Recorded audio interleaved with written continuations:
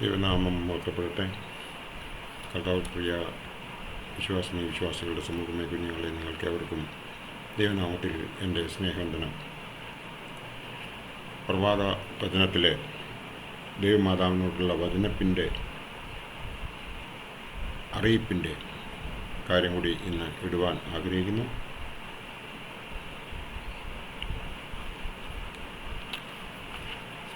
ഈ പെരുന്നാൾ കൂദോസീത്തോ മുതൽ നാലാം ഞായറാഴ്ച ആചരിക്കുന്നുണ്ടെങ്കിലും മാർച്ച് 25-ാം തീയതിയും നിർബന്ധമായും ആചരിക്കുന്നു. വലിയ നോമ്പിൽ ഈ പെരുന്നാൾ വരുന്നു. അതിനാൽ ദുഃഖവെള്ളിയാഴ്ച ആയാലും പെരുന്നാൾ ക്രമത്തിൽ വിശുദ്ധ കുർബാന അർപ്പിക്കുകയും അതിനുശേഷം മറ്റ് ക്രമങ്ങൾ നടത്തുകയും വേണം.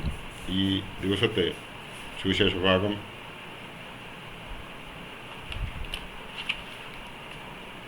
വിശുദ്ധ ലൂക്കോസ് എവൻഗലിസ്തയുടെ സുവിശേഷം 1-ാം അധ്യായം 26 മുതൽ 38 വരെയുള്ള ഭാഗം ആണ്.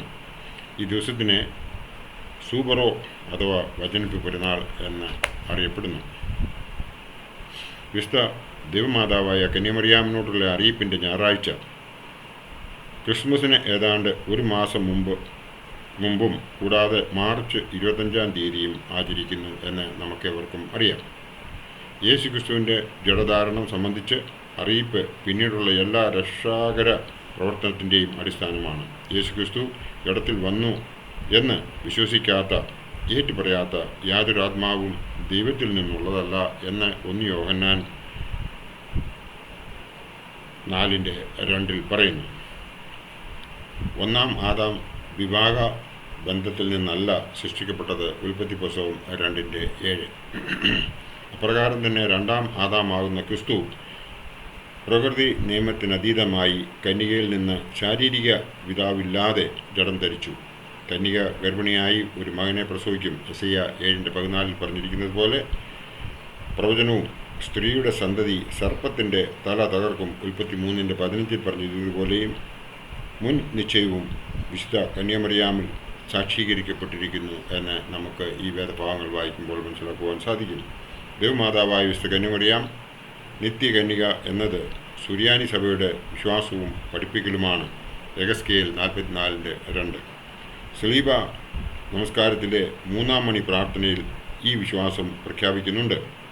അത്ഭുതമായ സൽഫലമേകിയ മരം, മത്സ്യം, തീക്കൽ പാറ എന്നീ 3 രഹസ്യങ്ങൾ കന്യകയിൽ നിന്നുള്ള ജനനത്തെ തള്ളിപ്പറയുന്നവരെ ലജ്ജിപ്പിക്കുന്നതിനുള്ള ഉപാധികളായി സഭാപിതാക്കന്മാർ നൽകിയിരിക്കുന്നു.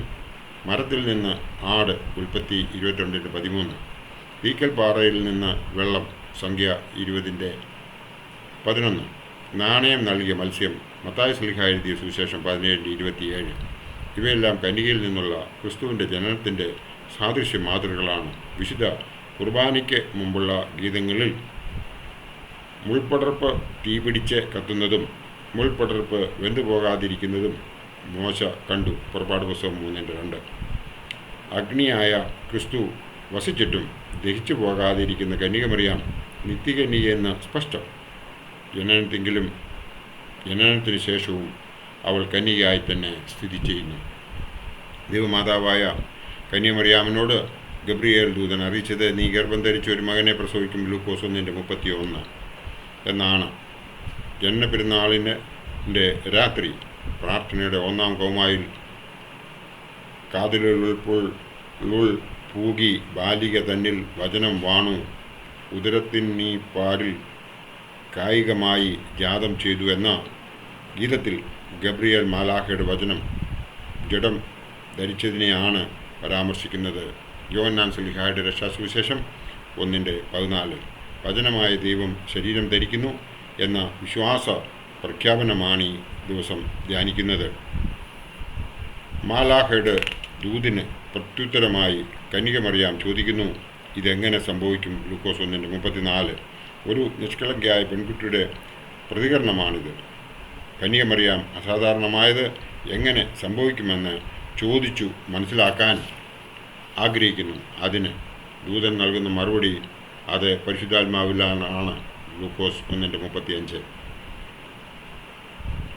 മാത്രവുമല്ല രണ്ട് കാര്യങ്ങളാൽ കന്യാമറിയാമിനെ ഉറപ്പിക്കുന്നു. ഒന്ന്, നിന്റെ ചാർച്ചക്കാരി എലിസബായും വാർദ്ധക്യത്തിൽ ഗർഭം ധരിച്ചിരിക്കുന്നു, ലൂക്കോസ് 1:36. രണ്ടാമത്തത്, ദൈവത്തിന് ഒന്നും അസാധ്യമല്ലല്ലോ, ലൂക്കോസ് 1:37. ലോകപ്രകാരം വാർദ്ധക്യത്തിൽ എലിസബത്തിൻ്റെ ഗർഭധാരണം ഒരു അടയാളമാണ്. ആ അടയാളം കന്യകമറിയാം പൂർണ്ണമായി വിശ്വസിച്ചതിനാലാണ് ചാർച്ചക്കാരിയായ എലിസബത്തിനെ കാണുന്നതിന് ബന്ധപ്പെട്ട് ചെന്നത്, ലൂക്കോസ് 1:39. ആ സമയത്ത് എലിസബത്ത് പറഞ്ഞ വാക്കുകളിൽ കന്യമറിയാമിൻ്റെ വിശ്വാസത്തെ ശ്ലാഘിക്കുന്നത് കർത്താവ് തന്നോട് അറിയിച്ചത് നിവൃത്തിയാകും എന്ന് വിശ്വസിച്ചവൾ ഭാഗ്യവതി, ലൂക്കോസ് 1:45 എന്നാണ്.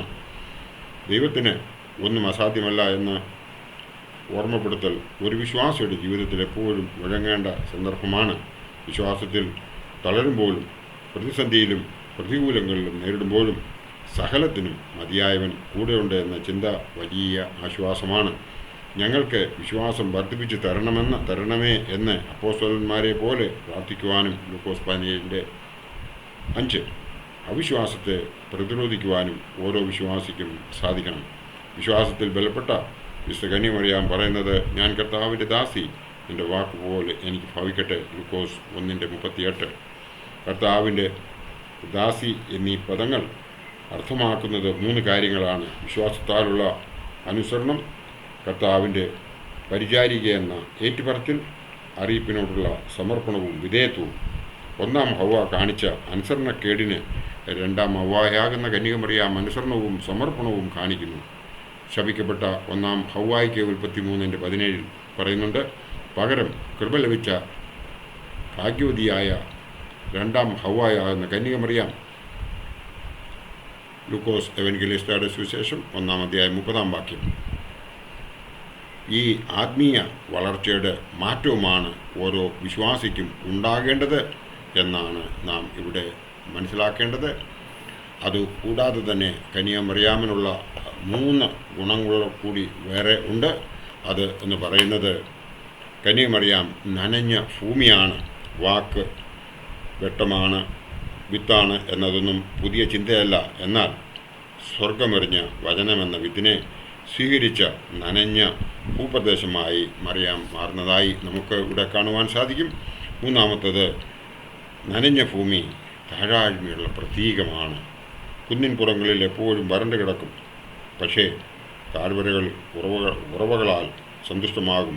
ആ ഉറവകളുടെ നനവ് താഴ്വരകളെ ഹരിതമാക്കും. മറിയാമിനെ പോലെ ആരും താഴ്ത്തപ്പെട്ടിട്ടില്ല എന്ന് നാം ആവർത്തിച്ചു പാടുന്നു. ആദരിതമായ നനവ്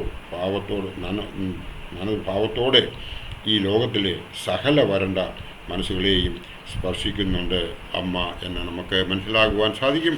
മൂന്നാമത്തേത്, നനഞ്ഞ ഭൂമി സഹനത്തിൻ്റെ പ്രതീകമാണ്. കുഴിക്കപ്പെടുകയും ചവിട്ടപ്പെടുകയും പിന്നീട് രൂപപ്പെടുകയും ഒക്കെ ചെയ്യുന്നത് നനഞ്ഞ മണ്ണാണ്. അനുസ്യൂതം പരിശുദ്ധ മറിയാം സംഘർഷങ്ങളാൽ ചവിട്ടി മെതിക്കപ്പെടുക വഴി ചേറായി സഹനത്തിൻ്റെ ചെളിക്കുണ്ടായി പിന്നീട് പരൻ്റെ ശില്പിയായി മാറിയ ആ മറിയമിനെയാണ് നാം മധ്യസ്ഥ പ്രാർത്ഥനയിലൂടെ ഓർക്കുന്നത്. അവളുടെ മധ്യസ്ഥത നമുക്കേവർക്കും കോട്ടയായിരിക്കട്ടെ. ഈ ദൈവ പ്രസവിത്രി നമ്മളെ എപ്പോഴും നമുക്ക് വേണ്ടി മധ്യസ്ഥതയായിരിക്കും എന്നുള്ളതിന് യാതൊരു സംശയവുമില്ല എന്ന് മാത്രം ഈ അവസരത്തിൽ ഓർപ്പിച്ചുകൊണ്ട് ഈ വചനിപ്പ് വരുന്ന ആളിൻ്റെ ഇമ്പോർട്ടൻസ് മനസ്സിലാക്കി നാം ഓരോരുത്തരും ദൈവത്തിലേക്ക് അടുത്തു ചെല്ലുകയും നോമ്പിൻ്റെ 23-ാം ദിവസമായ ഇന്ന് നാം നമ്മെ തന്നെ തിരുത്തുകയും ചെയ്താൽ ദൈവം നമ്മളെല്ലാവരെയും അനുഗ്രഹിക്കുമെന്ന് മാത്രം ഈ അവസരത്തിൽ ഓർപ്പിച്ചുകൊണ്ട് എൻ്റെ വാക്കുകൾ ഇവിടെ ഉപസംഹരിക്കട്ടെ.